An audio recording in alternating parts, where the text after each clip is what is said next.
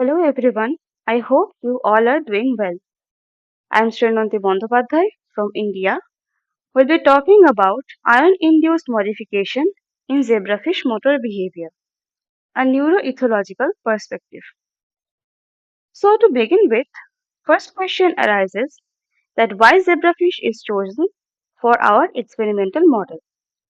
Well, first of all, it is already an established model organism in research world, easily available, and we don't have to do much to maintain it in proper condition. Now, what is the role of ions in physiology? The three ions I experimented with were sodium, potassium, and calcium. These three ions are the regulatory ion of nervous system. It is important for muscle contraction also. Our objective was to identify the threshold concentration of electrolytes in the aquatic environment for normal physiological locomotion.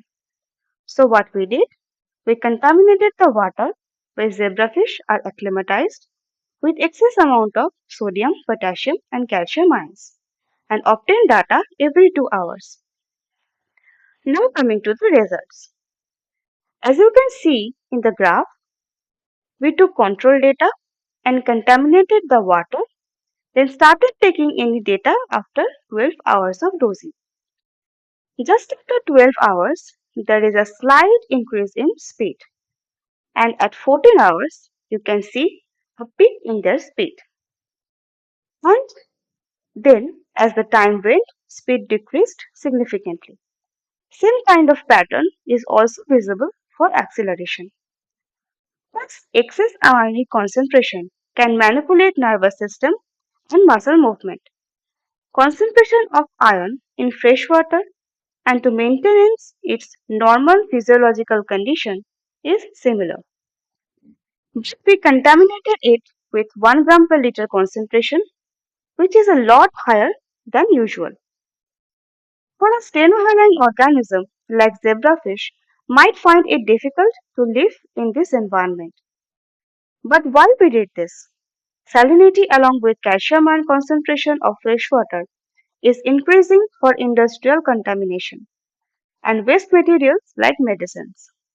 Living environment which is required for marine organism to regulate healthy physiological conditions is changing into some kind of toxic environment for them. Freshwater organisms living in higher salinity environment can suffer with dehydration as water will come out of its body due to concentration gradient. In this changing environment, we lack information about their coping mechanism and adaptive behavior. In my experiment, we couldn't see any adaptive response in 12 hours time frame.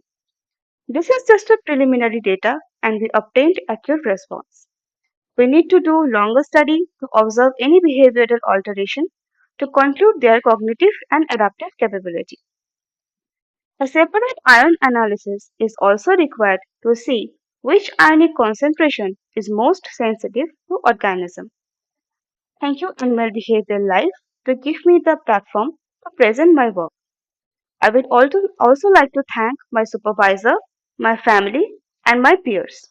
Thank you all for listening.